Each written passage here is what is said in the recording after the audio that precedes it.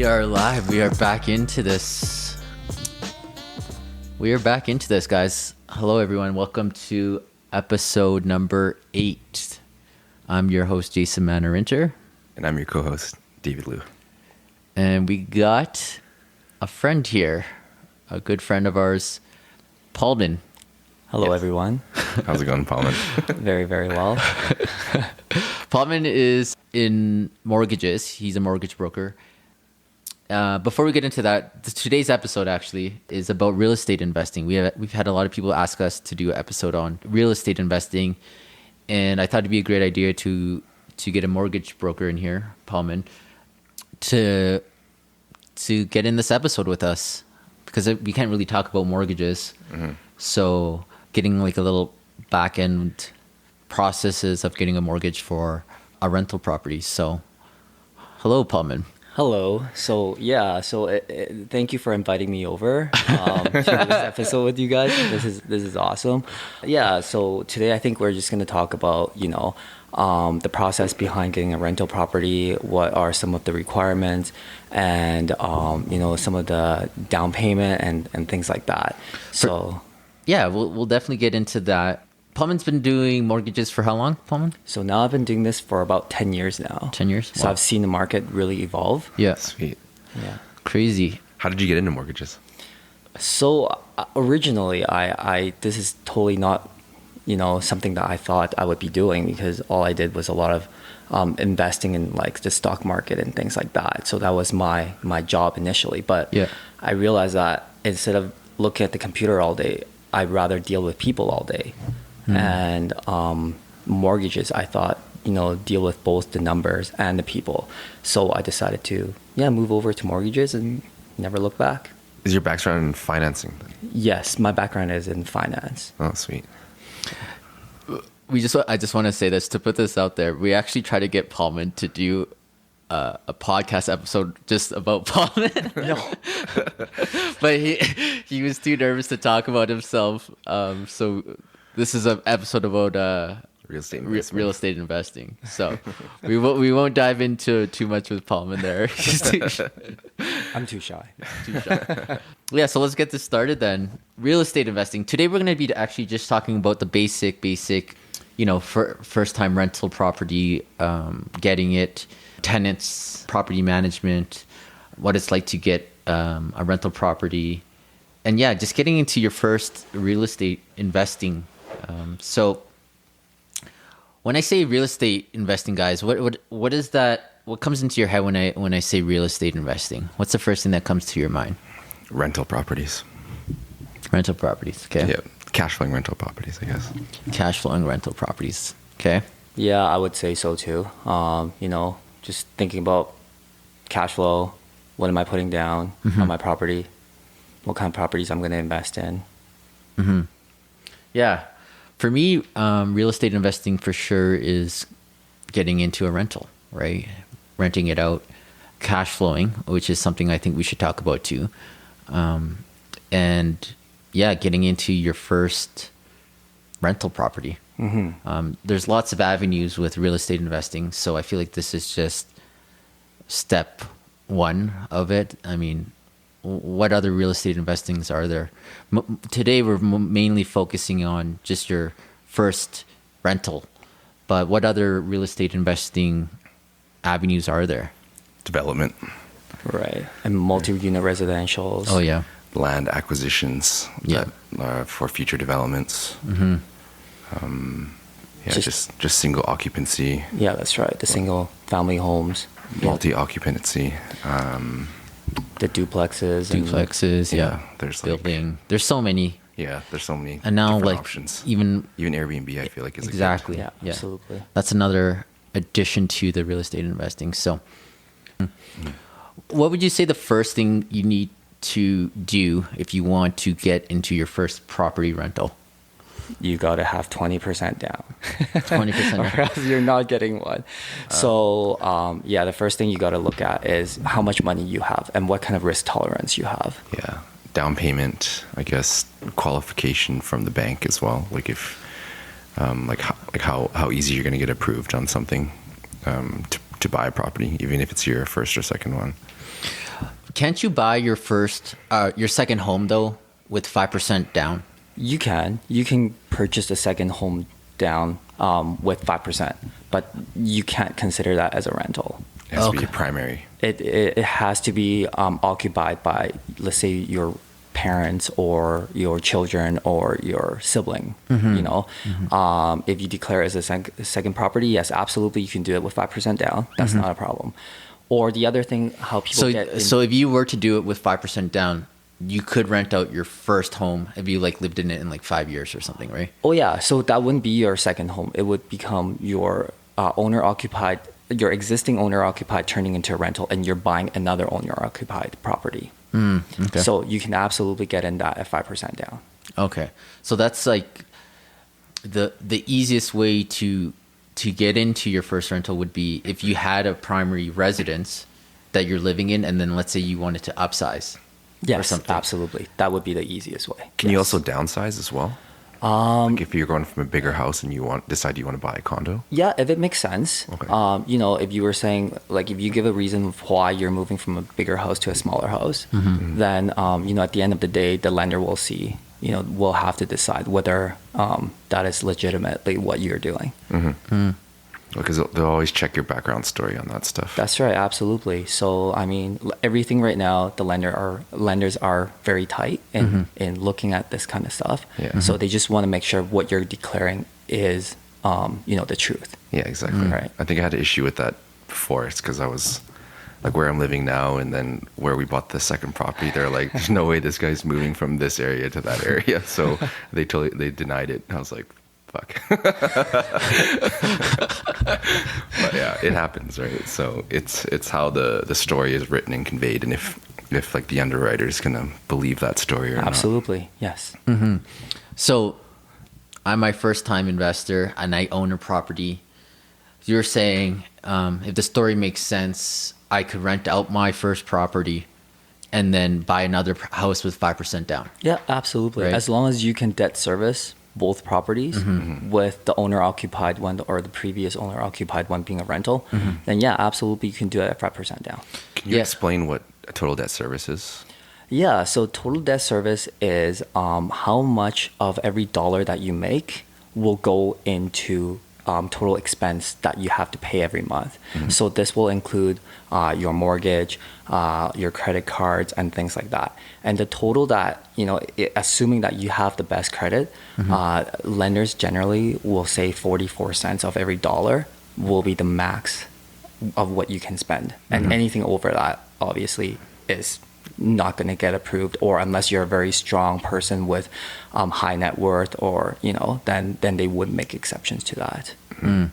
So that means you have to qualify for both the rental property, your first property, and then your second property that you're buying. Yes, absolutely. But you can use rental income to That's offset. income. Okay. To offset it.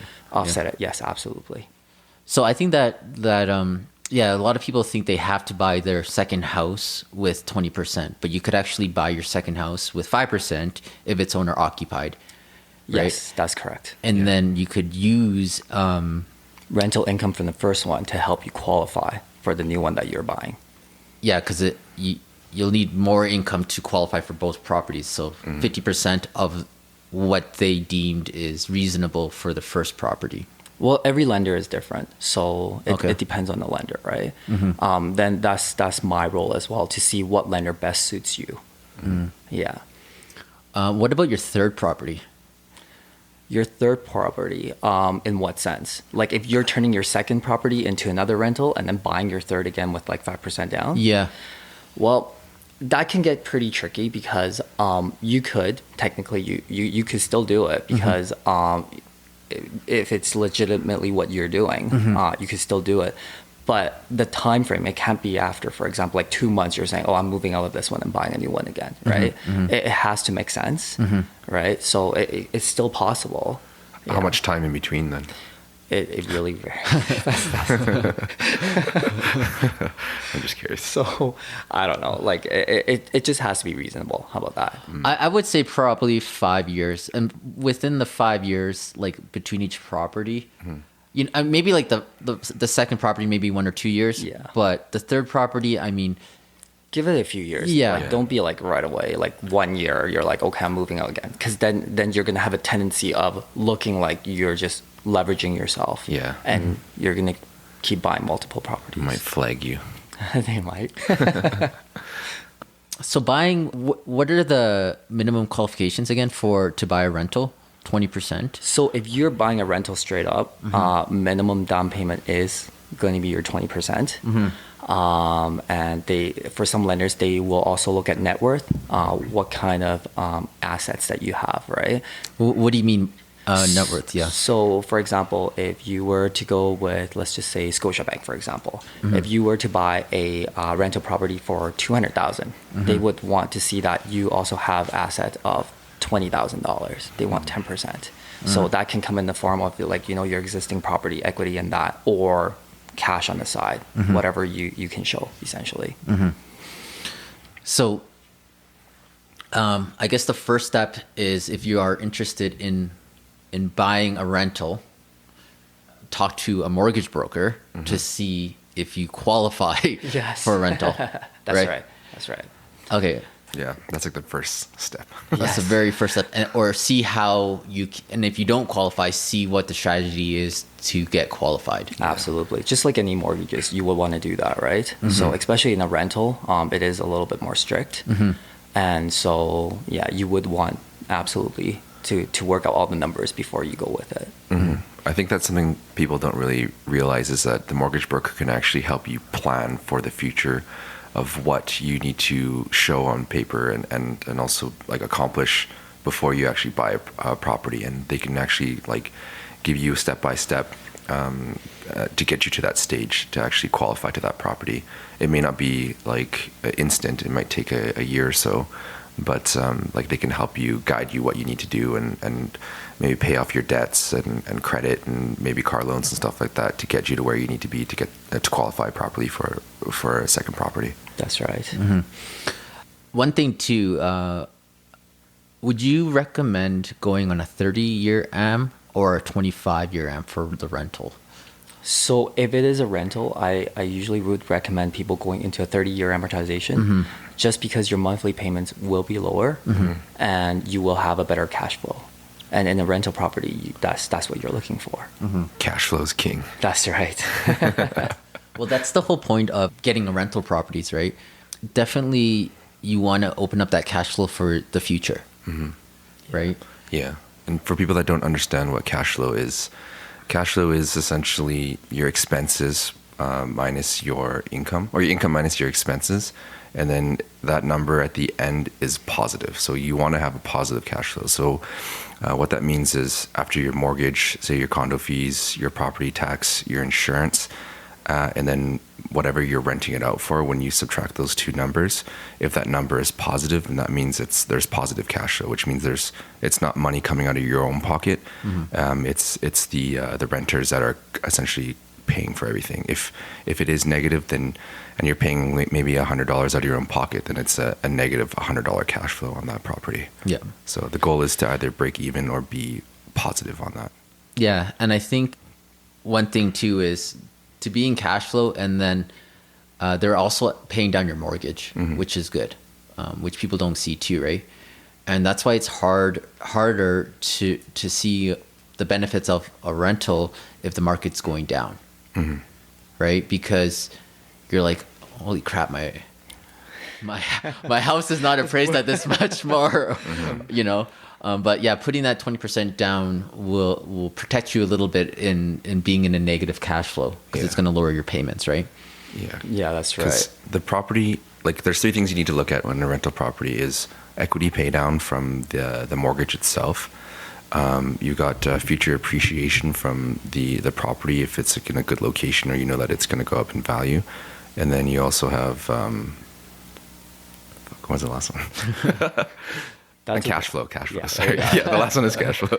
Yeah, so if you have all three of those, then you're pretty solid, right? But at the end of the day, like a property, like, you don't have to worry if the property value goes up or down in that time. It only matters when you sell. So yeah, that's a real good thing you pointed out, Dave.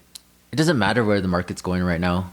I mean, for me, I'm still getting the same rental rate, right? So as long as I'm cash flowing also, it doesn't matter because the market, I feel, will always eventually go back up, right? So a lot of people are wondering what they should do right now if it's rented. And I think if you're not losing too much money monthly, or if it's cash flowing, it doesn't matter where the market is. Yeah, I agree. You just let it ride. Yeah.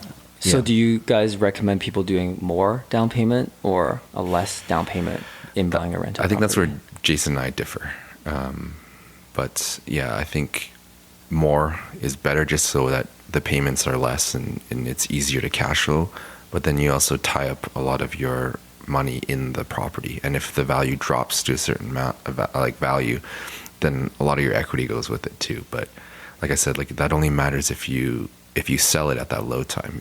Like if you're not in positive cash flow, you can, that might be the case that you might want to sell it because it's costing you money out of your pocket. But if you're in positive cash flow, you can just let that thing ride until the market does pick up again, because markets are all cyclical. And like once it gets to that point again, then you can sell it and you can at least still get some equity pay down, get some cash flow, and then future appreciation, and then you're good to go. Yeah, I think it's your preference too, right? And if you can do 20% or more, if you got to look at the monthly payments, if your second home, you could do 20% versus 10. Look at what your payments are, and how much you're putting down versus like what your monthly what the difference is in your monthly payments. And what I mean by that is like, if you're putting an extra $80,000 down to save, $300-400 a month, do you feel more secure for yourself to have that $80,000 in your bank or towards the down payment? Yeah. What's your take on that? Yeah. My take, I always tell my clients to do the least as possible. That would be my opinion, because I feel like whenever you get into a rental property and you're getting cash flow, you have to pay taxes on it, on your cash flow. Yeah. So in a way, when you're putting more down payment, you are actually reducing your interest expense, where in turn you're going to pay more income taxes at the end of the day, right? So I say, why are you putting in more down payment to pay more income tax? But at the same time, you're right, the cash flow matters as well to some clients, right? Yeah. So I mean, that is personal preference, but I would say do the least as possible so you can reduce that your at the end of the year income. Yeah. I think even if you break even or cash flow like $100, I feel like it's worth it, because then it's not money coming out of your own pocket. Yeah, absolutely. Something I want to talk about too is real estate is a long-term investment. Yes. And that's something I've learned. I made money like with a quick flip here and there, but if you're holding for like a rental property, it is a long-term hold. And I realized that just from my own experience. And I'm like, it is frustrating sometimes if some of them aren't cash flowing. But I've realized this is like going to be a 25-year hold, right? Because essentially your renter is going to be paying off your mortgage, which could be amortized over 30 years or 25 years. And so anyone that thinks like you're going to be making money right away in real estate as a rental, I think they need to, like, the facts are like it is a long-term hold, right? Yeah, it's really important to pick properties that you can stay in for a long time. So there's, like, depending if you're going for a condo, a townhouse, or a detached home, I feel like a condo might be a shorter term own. Like, you might want to hold it for maybe 5 or 10 years, just because every 5 years condo fees go up. Like, reserve fund studies are getting redone, engineering reports are getting redone. That's when special assessments can come in, or like condo fees can increase. So like, you want to maybe hold those for every 5-year increments before things start to get too crazy, and then you have to sell it, because once the condo fees exceed what it's going to cost for a mortgage payment, it doesn't make sense for anybody. Like, I have a client that has a condo downtown. It's $200,000, but the condo fees are the condo is worth $200,000, and the condo fees are $1,000 a month. Oh, man. So like, it's more than what it's worth in condo fees. So why would anyone want to purchase that? So you want to get out of a condo before it gets to that point.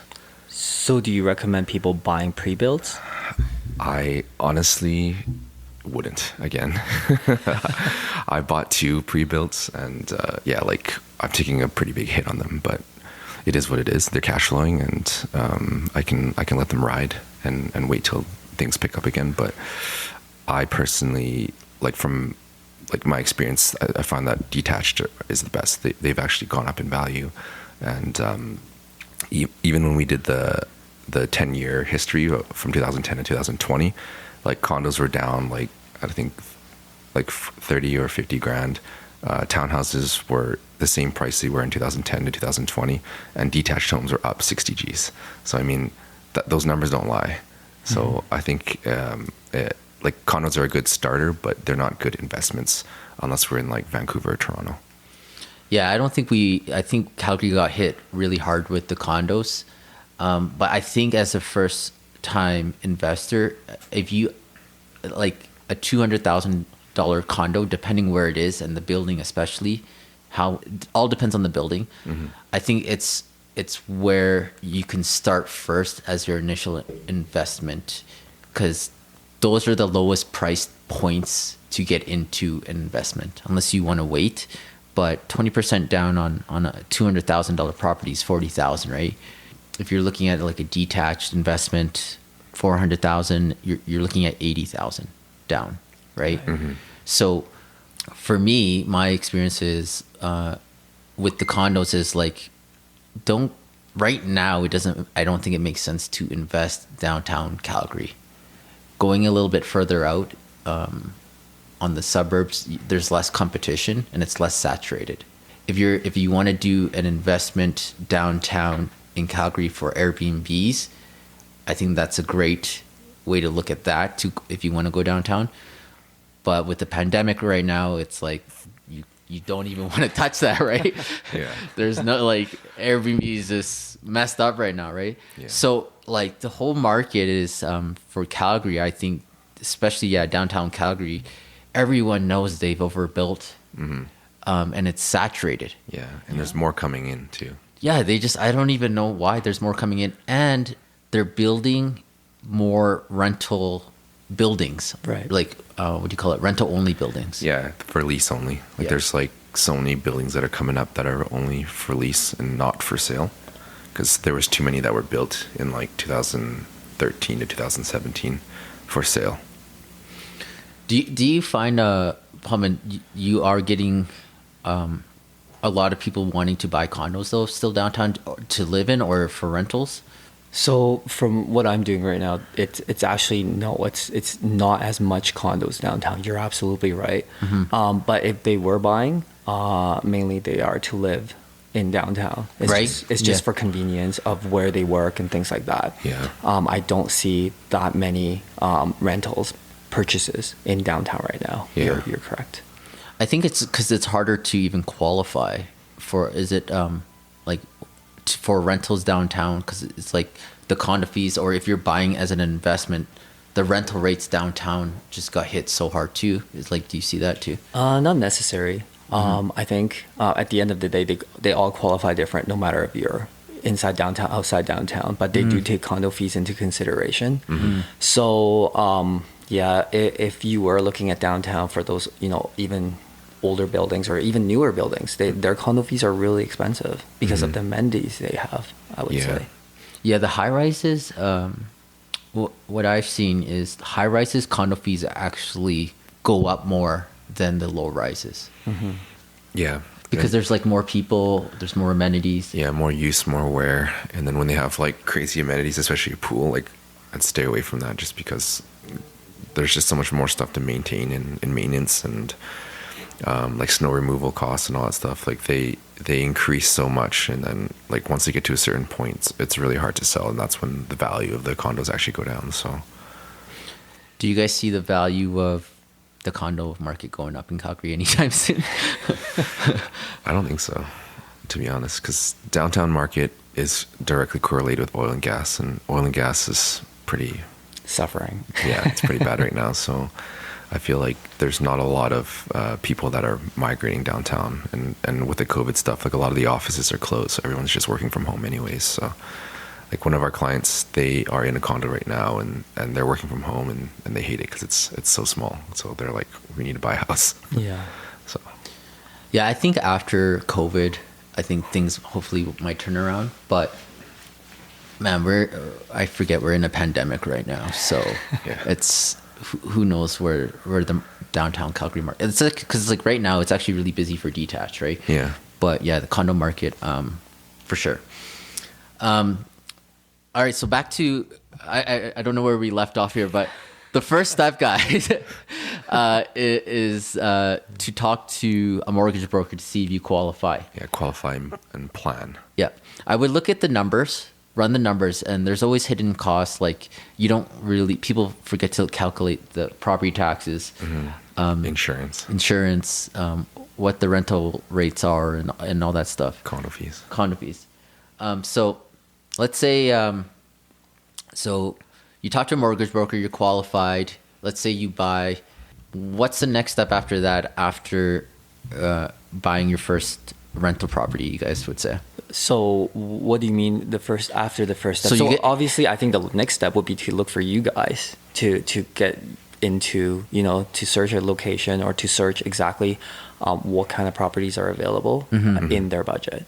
Yeah. So after they talk to us, like the mortgage brokers, then the next step would definitely be, searching for the best property that they can get for whatever price range they have. And so let's say we find that property, we get it, it's closed. That's just the beginning. That's right. Then I guess you can determine what kind of rental you want to do in that property, right? Yeah. As you were saying, are we going to do Airbnb? Yeah. Are we going to do what kind of Long-term rentals. Long-term rentals, or are we doing? Yeah. There's so many options out there. Yeah. So depending on what route you're going, if it's like Airbnb or let's say long term, because I feel like that's the most typical way people will go is long term rentals. Long term rentals. You find the property. The next step is getting a renter in. What do you guys, from like what your experience and stuff, how hard is it to get a rental person in? Because everyone says it's like they're worried they're never going to get a renter. And yeah, like what do you guys feel about getting a renter in all your properties? So for myself, Yeah. I use a management company. Yeah. So I think that's always the best. Yeah. Because if you, especially if you're doing it for the first time, you will lack the experience of screening your tenants, looking for what is the best for your property. So what the management company does essentially is to help you through that. And it's you pay them a fee, but it's no headache for yourself. And also, like, we offer property management consulting for our clients just because like we do have experience in property management for our own properties, so that we can actually consult on teaching our own clients how they can be their own landlords, or if they need help with stuff like that. So I think it's really important to get the advice of like a professional to do it if it's your first time, and at least get some pointers and stuff like that. And that's what our clients do. They call us and ask us things about like managing their own properties. But yeah, I think once you start getting into the groove of that, and you understand like how to vet people and what to look for and get a feel for things, it makes your life easier. When you are doing things and not knowing how to do them, that's when things get hard. Yeah, that was like, I mean, I learned, for me, my first experience was like, I didn't even screen them. Right? Like when I try to get a rental, you don't screen, you get an application, you're so excited. Yeah. And like, now you screen so much. Yeah. You have to screen. Yeah. And I think that's what people fail to do at the beginning. And that's when you hear like nightmare stories about the tenants. Yeah. I would say screening is like so important, and knowing what you're doing and what your contracts and leases say. When you don't know that, that's when it will backfire on you. Yeah. That's right? like, so I've been managing my parents' stuff since I was like 18. And like the way that my dad did it before, like, was just so cowboy. Yeah. And like, and then once I took over, it was like a shit show for me. And I was like, I can't do shit like this. Like, I need to have like proper contracts, proper inspections, like just proper vetting. And if people aren't even willing to do a credit check, like that's an automatic no for me. Like there's just so many things that you need to do to verify these tenants, and if they aren't willing to do it, then the likelihood of them being bad tenants is pretty high. Yeah. Yeah. So You have to do the credit check, and before, for me, I felt like that was kind of invasive to the tenant, and I did get pulled back at the beginning, and I was like, yeah, whatever, it's okay. But then I realized, like that's a necessary thing to do, and Absolutely. and you can't be scared to ask as many questions to the tenant as possible, right? And if you are planning to hire someone, like the standard rates for a company, I would say is they get someone in, so they charge you a fee to get someone in, and then they charge you a monthly rate. So what that means is like it could range anywhere from like 10 to, I don't know, 15%, right? Like monthly, they will charge you 10 to 15% of the rent. So let's say the rent is $1,000, they'll charge you $100 a month to rent it, and then on board like to get like an application in, right? Which is usually half month's rent. So that management fee, I think what you're talking about also will include them helping you in case something goes wrong with the property. So you don't have to be there all the time, or if the or if the tenants are not paying on time, they can help you, collect the rent and things like that. So that's why it is a hassle free for especially a first time buyer for these rental properties.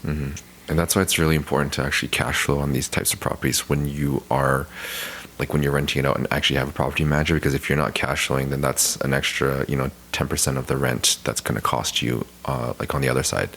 So it's really important to have all these costs calculated out properly so that you're not out of pocket every month from these things. And cash flowing helps you get a property manager potentially, because if it's not cash flowing and it's costing you, I don't know, $150 extra a month, then that's like that could bring you down even more on a negative cash flow.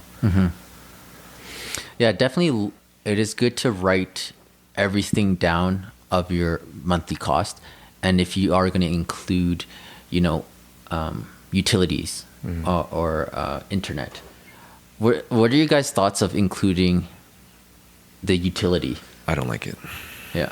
Unless it's a condo. Well, usually my rental properties are condos, so they are included. But I do feel like tenants should take care of it themselves, just because they can use what they want and take care of their own stuff. Yeah, right. Like they're not going to go crazy on all the stuff when they're paying for it themselves. But Exactly. If it's you not are, for free, right? Yeah. If you are like they might like leave all the lights on all the time, like run everything, and If you don't if you include and max, or like the utilities, the electricity, they don't care. That's right. They'll run that bill up to like $500, right? But I feel like for condos, it's they can't go too much overboard. I find it's like usually $80 to $120 to for like that bill, right? So I think that's up to you. Got to look at if you want to include it or not, and that's all preference too, right? yeah, you can always charge a bit more rent for that just to accommodate for it. But you can't charge too much for it. So One thing people always say too when we talk about the renters is like they're worried that that they won't find a place to rent. Like, I mean, they won't be able to get it rented out. What are you guys' thoughts on that? Because I've never had an issue. I feel like there's always going to be a home for somebody.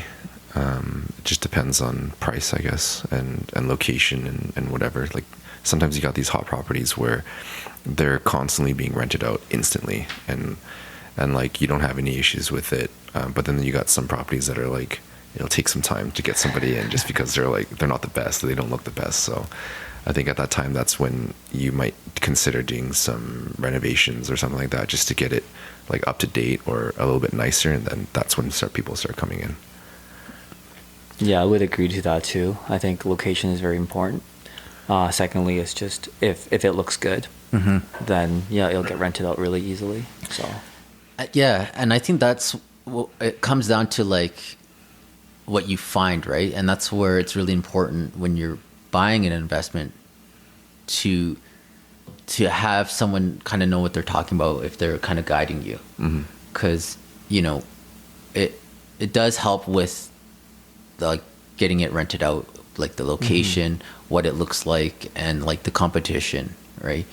That's why I feel like a lot of people are leaning out, like not to invest downtown Calgary because it's just saturated. So when the market's saturated, the rental rates are going to obviously come down, right? So that's why you got to look at all avenues, like even before buying, like what is that rental rate going to be, right? Yeah, we always pull that data and run some comps, some things, because you want to know like what your break-even point is on that rental, and then what like the lowest rent you could possibly get, and so that it's at least 20 like it's actually 20% higher than what it's going to cost you, and then on the high end that you're always going to be good. So you need to know like your break-even points and costs on those things so that you can gauge for lows and highs. What would you guys say to someone right now that wants to invest in Calgary? I would say it's a great time to buy. Yeah, I agree. Right now, I think it's a good time to buy. The reason is because, houses are, they're priced well. And the other thing is interest rates are extremely low. So this is a good time to lock in rates. So, yeah. What are the rates right now, Paulman? So it depends. So a lot of people, they look online, they're like, oh, I can get this or whatnot. But actually, there's a wide range of rates that, people don't realize. So the best rates always come in when you're doing less than 20% down or more than 35% down owner occupied. And you can get, below a 2% on a fixed rate. Say that again. So less than 20%, you're getting a better rate. Yes, that's correct. Because you have the mortgage insurance on the property. Okay. So that is the least risk to the lender. So they will give you the best rate in that scenario. Okay. So if you're doing above 20%, the rates are higher. The rates are generally higher, okay, right at 20%. So that is probably, the category where you're looking in the low twos right now. So it's still really good, but compared to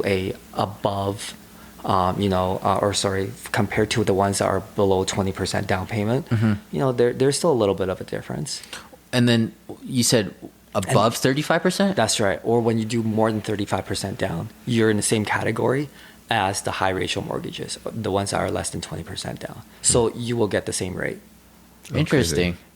What about are the rates change when you're in buying a rental? Yeah, so when you're buying a rental, there is a rate premium charged to it because that is a higher risk to the lender. So they will charge a bit of a premium on it. But I mean, for a rental property, I think when you're paying a little bit more interest is fine because at the end of the day, you will be writing that off against your income anyways. So the most important thing is, like at the end of the day, for buying a rental is not really how much the interest rate is, but rather what kind of property you're getting into. Yeah, because people don't know that, I guess, the interest that you pay on a mortgage is not considered income because it's an expense, and that's what you're paying the bank to borrow that money. So it's actually money that you're not paying out of your own pocket. The renter is actually paying that, and that just becomes a write-off for you. So anything above, if you go 50% down, you're not getting a better rate. No, you won't be getting a better rate. So 35 is that threshold when you're getting the best rate again. So is that 65% loan to value? That's correct, 65% loan to value. So that means, if you're putting 35% down. That's right. Yeah. When you're buying a rental too, you could choose between a 25-year or 30-year M. That's is that correct. Right? Yeah. It doesn't have to be 25 years. No. So whenever you do more than 20% down, you have the capability of choosing a 30-year amortization. It's not readily available if you it's like an option if you're putting more money down. That's right. So if you're doing less than 20% down, then 25-year is the max you can do for amortization. So it's almost like a little perk. That's right. Yeah, exactly. And 30 years is the max amortization, right? Yes, correct. I think like when I did mortgages back in the day, I think it was like 40 years, 35 years. That's crazy. Yeah, it was a long time. Right? You're going to pay until you're very old. Yeah. And then every 5 years you renew. That's right. So, no, it depends on the term that you pick, right? Yeah. So you have ranges from 1, 2, 3, 4, 5-year fixed, 7-year fixed, 10-year fixed. Years, Yeah, or you can also go into variable, which is very popular nowadays. Yeah, I only do variable. Well, what do you guys what do you recommend right now for someone that's looking to invest right now, what would you recommend them doing going in a variable or a fixed? So for a rental property, I usually recommend a variable rate. Reason behind that is because of the penalty. So on a variable rate mortgage, no matter when you sell, you're paying a 3 months interest only penalty. So it gives you the flexibility to sell anytime you want. So in a fixed rate, whatever term that you pick, you're expected to stay in that term, or else your interest could be high. So that reduces your flexibility. So that's what I was saying before. The interest rate is less relevant in a rental property. You want the flexibility, right? Because at the end of the day, you want to make money in your rental. So if the penalty is something that's deterring you from selling your property, then that's not a product that's good for you. And I find that variable rates are like historically lower than the closed. Yeah, it Like in my experience, at least, like in the last. In the last little bit, 10 years. kind of, but fixed rates have been really low as well too. Yeah, but right now, absolutely variable rate, really, really low because prime rates are low as well. Because the fixed rate is attached to the Canadian bonds market, right? Yeah, so that's right. So fixed rates are attached to the bond market. So when it fluctuates, that moves as well, and the variable rate will be determined by when the Bank of Canada announces their rate, right? So that goes with the prime rate. So it's a little bit different. I think for prime rate too, you got to look at it at what the discount is at that time versus the fix. I don't know what it is right now for the prime rate, but there were times where it was like at prime -1.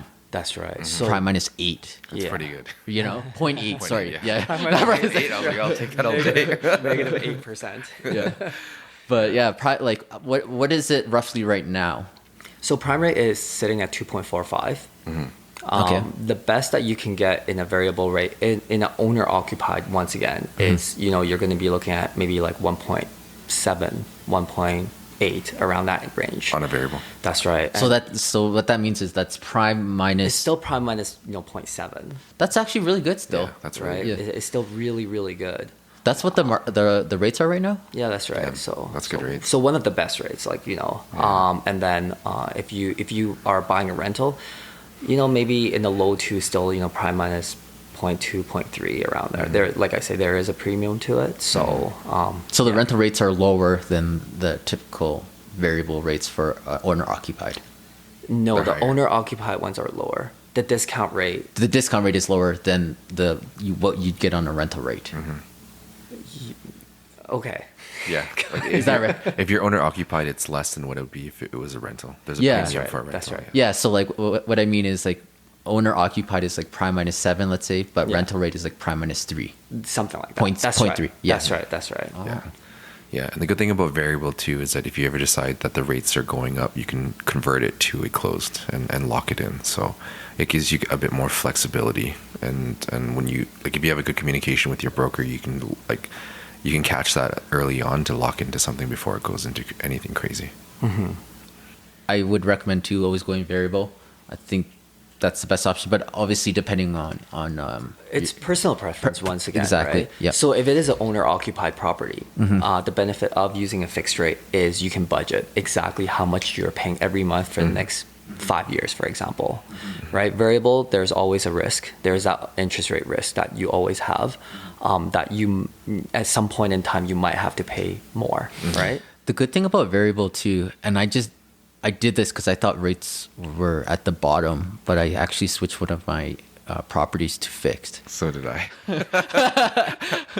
And I was like, oh my God. It was like, why did I do that? When I signed that rate, I was like, oh, this is a pretty good rate, like 2.6. And then now it's like so low. I'm like, Yeah. fuck me. Yeah. So, yeah. Now it's like, yeah. You never well, know. You never know, right? Yeah. Well, when I started in mortgages, rates were at 2.99. And they're like, you'll never see these rates this low. And that was, I don't know, like 8-9 years ago. And Yeah. it's lower now. Yeah, absolutely. Right. The low at 2 on a fixed rate, it's It's never crazy. been seen, right? It's crazy. And I don't think the rates are going to go anywhere. higher. Well, I just read an article this morning that they're not going to change the rates until 2000. Like they're not going to raise the rates until 2023, just to help the economy. I was like, holy shit! Like that's pretty crazy. That means variable is the way to go. Yeah. Because if you think about it, like during our parents' generation's time, like when they first got here, the interest rates were at 20%, but Yeah. the values of the property were actually a lot lower too. Yeah. But like, think if we were paying 20% interest right now, like that'd be pretty crazy. That would. We would be paying for the next 40 years. Yeah. That's why 40-year amortization. Well, that's why they had 40-year amortization. Yeah. We've covered the first step of getting into an investment rental property is obviously talk to a mortgage broker, see if you can qualify. And if you are thinking to move out, see if there's an option. If you do want to keep your rent, your primary, the house you're living in, as a rental, and then moving into your second home. So that's another way to do that, also, right? We've covered. What else have we covered? Getting someone in, And rental, tenants. getting tenants in. So look at if you're wanting to manage it yourself, essentially, Or a property manager. or property manager. And so if you are looking to manage it yourself, I would suggest finding someone that has already done it for like advice on how to do it. Like us, to consult. To consult, right? Yeah. If you want to hire someone, get that management fee as part of your cost, and so you could do your calculations properly. I would say that's pretty much it. One thing one advice I think I want everyone to share is like, what if you could share something with someone that hasn't done anything, any advice or anything, what would you want them to know? So for me, it'd be like, expect to lose maybe a month's rent, a year, once a year. Possibly, yeah. It's not getting someone in and it's rented all the time. I mean, there are some properties that have and some haven't, right? So expect to go in it with like a long-term mindset and anticipate like, yeah, you are going to lose some money randomly. Sometimes the washer and dryer breaks. Sometimes you got to get something fixed. Like it's not all gravy, right? And don't buy when the market's hot. Yeah. I think buying right now is the best time. When the market's low, rates are low, and don't buy when the market's hot. Just wait, save while the market's hot, and wait to invest, because you're not going to miss out. Like there's people who have FOMO, everyone's buying at that time, which happened to me, right? And right now I see a lot of investors coming out right now buying. They've waited, right? So yeah, those are my recommendations if you are looking to invest in real estate. What would you guys say for you guys? Yeah, Paulman? Yeah. I would, your suggestions are really good, or your recommendations are really good. Don't need to buy when everyone else is buying. Just buy when the timing is right for yourself, especially. And just look at what kind of risk you're willing to take when you're going in this. So, for example, what Jason was saying, if you lose out, let's say, a couple months of rent, are you going to be able to be okay? Can you still afford that? If you can't, that means maybe you're not ready.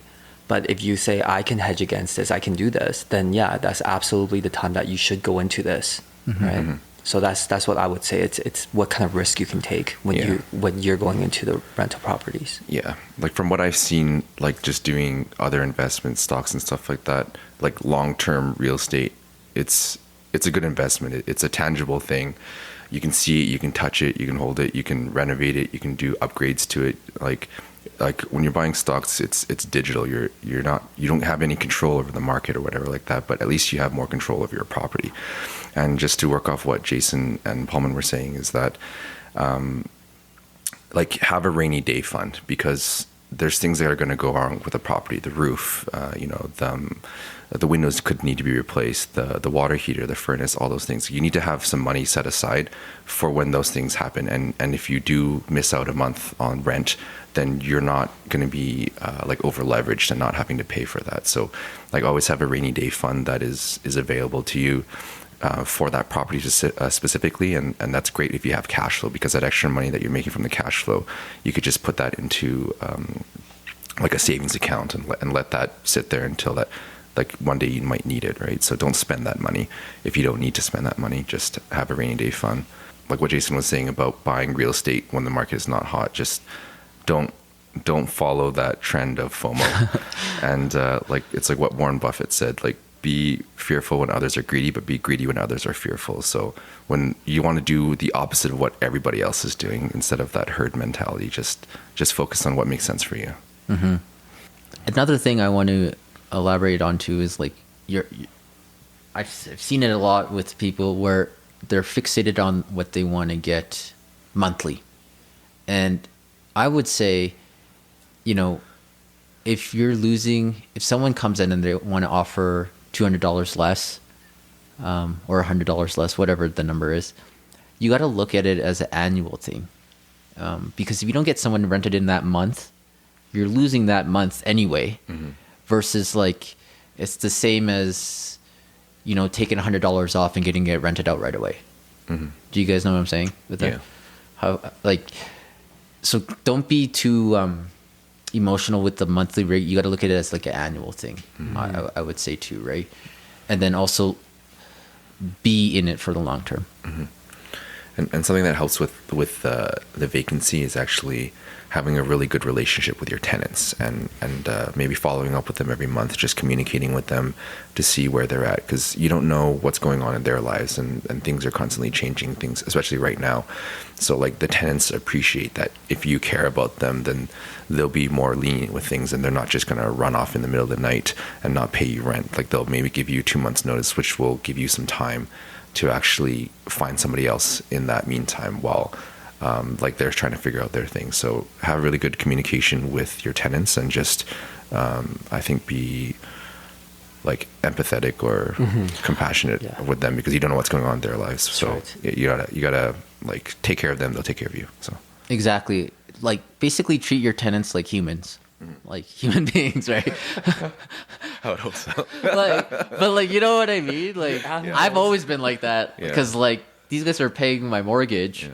You want to be nice to them. You don't want to just be like, I'm flexible with late payments, okay? Mm-hmm. If they're in communication, you know, just tell me, so I'm not surprised. But I mean, if you don't talk to me for 2 weeks and it's late, that's where there's less leniency. Like, that's where I'm like, okay, we got to get this eviction process going, right? So is there anything else you guys want to say before we wrap this up, guys? No, I think that was a good introduction for real estate, and I feel like we could do other episodes on like more advanced things and stuff like that. Mm-hmm. How was that for you, Paulman? It was fun. Paulman, we work alongside with Paulman a lot. He's a mortgage broker, obviously. Yeah, and he's our preferred mortgage broker. And he's with, what company are you with? Mortgage Connection. Yeah. Great company. Well, I think it's the company and the person that is doing it, right? Why I don't know if you want to go into this, but why would someone want to work with a mortgage broker versus the bank? So as we were discussing earlier, right? Mm-hmm. So, you know, we can look at a range of products. So it's not just with a single lender. You know, we can have options to see, if you don't qualify at this place, you can qualify maybe at another place. Mm-hmm. But if you just walk into a bank, let's just say TD, and you don't fit in their policy, they're just going to say no. Mm-hmm. So then now what? You're going to walk into BMO, Royal Bank, whatever, every single bank until you get qualified. We're like a one-stop shop, right? Mm-hmm. So, and we can give you advice how to plan for your future buying for, you know, more properties, things like that. So, I think people get it confused too, where the mortgage broker doesn't have access to the banks, but you're actually working with some of the big banks. That's also, right. That's right. So we don't have access to every single bank, but we do have access, for example, to like TD or Scotia, and you know, they are very competitive. You know, even with you know, what's available out there and stuff like that too.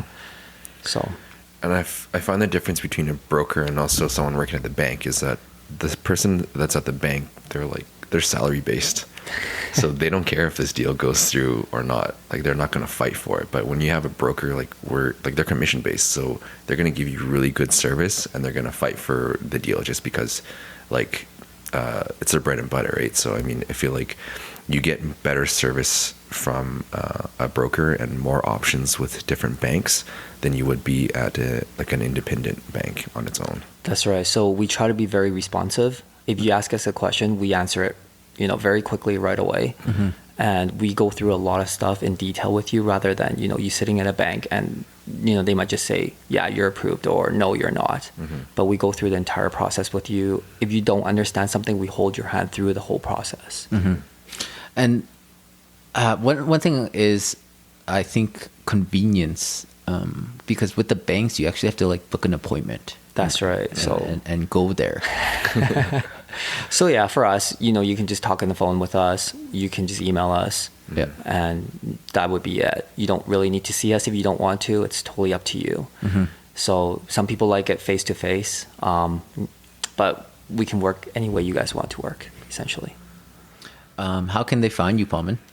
You can get my number through Jason and Dave. Or you can Google me. You can find me, Mortgage Connection, Paulman, Cheuk. Awesome. A few more questions, Paulman. Paulman does no marketing. Okay.